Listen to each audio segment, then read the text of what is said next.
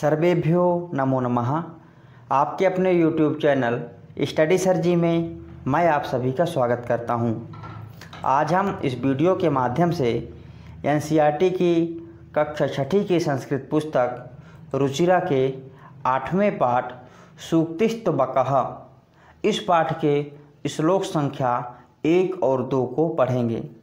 Video शुरू करने से पहले आप लोगों से अनुरोध है, यदि आप हमारे चैनल पर नए हैं अथवा अभी तक हमारे चैनल को सब्सक्राइब नहीं किया है तो कृपया हमारे चैनल को सब्सक्राइब करें, बेल आइकॉन भी दबाएं ताकि आने वाली वीडियो का नोटिफिकेशन आप तक पहुंचता रहे। तो आइए वीडियो शुरू करते हैं।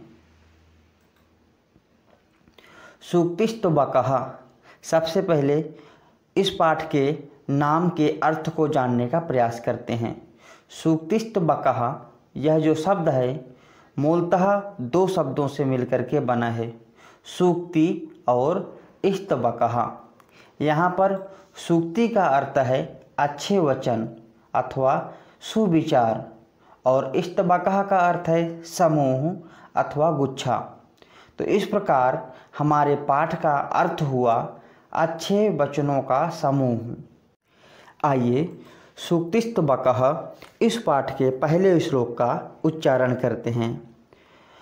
उद्यमेन हि सिद्ध्यन्ति कार्याणि न मनोरथैः न हि सुप्तस्य सिंहस्य प्रविशन्ति मुखे मृगाः। एक बार पुनः। उद्यमेन हि सिद्ध्यन्ति कार्याणि न मनोरथैः न हि सुप्तस्य सिंहस्य प्रविशन्ति मुखे मृगाः। आइए श्लोक के अन्वय को जानते हैं। यथा सुप्तस्य सिंहस्य मुखे मृगाः न हि प्रविशन्ति तथैव कार्याणि उद्यमेन हि सिद्ध्यन्ति मनोरथैः न सिद्ध्यन्ति। आइए अन्वय के माध्यम से श्लोक के अनुवाद को समझने का प्रयास करते हैं। उद्यमेन अर्थात परिश्रम से, ही निश्चय ही, सिद्ध्यन्ति पूरे होते हैं, कार्याणि काम, जितने भी काम हैं ये सारे काम परिश्रम के द्वारा ही पूरे होते हैं। ना मनोरथई, मनोरथई अर्थात विचार करने से, सोचने से नहीं। अर्थात कहने का तात्पर्य यह है कि कोई भी काम तभी पूरा होता है जब उस काम को किया जाए। सिर्फ सोचने मात्र से वह काम पूरा नहीं होता है। यहाँ पर एक उदाहरण के माध्यम से समझाया गया है। यथा जिस प्रकार सुप्तस्य सोए हुए सिंहस्य सिंह के मुखे मुख में नहीं प्रविशन्ति नहीं प्रवेश करते हैं मृगाः हिरण अथवा पशु। अर्थात जिस प्रकार सोए हुए शेर के मुख में शिकार स्वयं ही प्रवेश नहीं करता है, शेर को अपना शिकार बनाने के लिए परिश्रम करना पड़ता है, उसी प्रकार कोई भी काम तब तक पूरा नहीं होता है जब तक उस काम को किया ना गया हो। सिर्फ उस काम के बारे में सोचने से वह काम पूरा नहीं होता है। आइए श्लोक के शब्दार्थों को जानते हैं। उद्यमेन परिश्रम से, ही निश्चय ही, सिद्ध्यन्ति सफल होते हैं, कार्याणि कार्य, मनोरथैः मन की इच्छा से, सुप्तस्य सोते हुए, सिंहस्य शेर के, प्रविशन्ति प्रवेश करते हैं, मुखे मुख में, मृगाः जानवर। आइए श्लोक के सरलार्थ को भी देखते हैं। कोई भी काम कड़ी मेहनत से ही पूरा होता है, सिर्फ सोचने भर से नहीं। कभी भी सोते हुए शेर के मुख में हिरण खुद नहीं आ जाता। यहाँ पर कुछ मिस्टेक है। यहाँ कम के स्थान पर आप काम शब्द का प्रयोग करेंगे। एक बार पुनः श्लोक का उच्चारण करते हैं। उद्यमेन हि सिद्ध्यन्ति कार्याणि न मनोरथै नहि सुप्तस्य सिंहस्य प्रविशन्ति मुखे मृगाः। आइए अगले श्लोक का उच्चारण करते हैं। पुस्तके पठितः पाठः जीवने नैव साधितः किं भवेत् तेन पाठेन जीवने यो न सार्थकः। एक बार फिर से श्लोक का उच्चारण करेंगे। पुस्तके पठितः पाठः जीवनं नैव साधितः किं भवेत् तेन पाठेन जीवने यो न सार्थकः। आइए श्लोक के अन्वय को देखते हैं।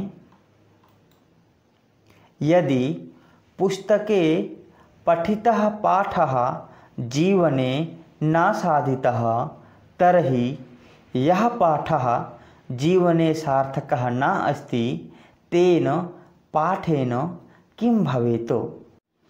आइए अन्वय के माध्यम से श्लोक के अर्थ को जानने का प्रयास करते हैं। पुस्तके पुस्तक में पठितः पढ़ा गया पाठः पाठ पुस्तक में पढ़ा गया पाठ यदि जीवने नैव साधितः यदि जीवन को नैव साधितः साधित नहीं करता है अर्थात सार्थक नहीं बनाता है तो किम भवेत् तेन पाठेन उसके पढ़ने से क्या हुआ जो जीवने न सार्थकः जो जीवन में सार्थक नहीं है। अर्थात कहने का तात्पर्य यह है यदि हमने पुस्तक में किसी ज्ञान को अर्जित कर लिया है और वह ज्ञान हमारे जीवन को सही दिशा नहीं प्रदान करता है तो उसको पढ़ने का क्या लाभ।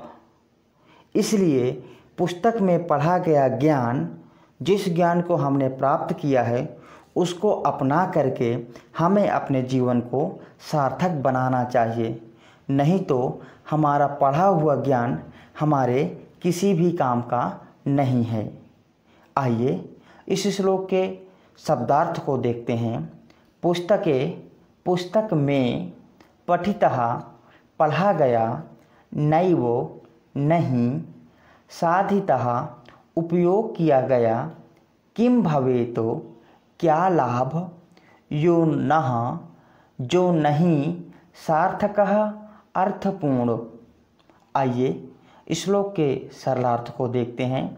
यदि पुस्तक में पढ़ा गया जीवन में नहीं लाया गया तो जो जीवन में सार्थक नहीं उस पाठ से क्या लाभ। पुस्तक में पढ़ी हुई बातों को जीवन में अवश्य ही अपनाना चाहिए। आइए एक बार पुनः श्लोक का उच्चारण करते हैं। पुस्तके पठितः पाठः जीवने नैव साधितः किं भवेत् तेन पाठेन जीवने यो न सार्थकः। आइए एक बार पाठ के शब्दार्थों को देखते हैं।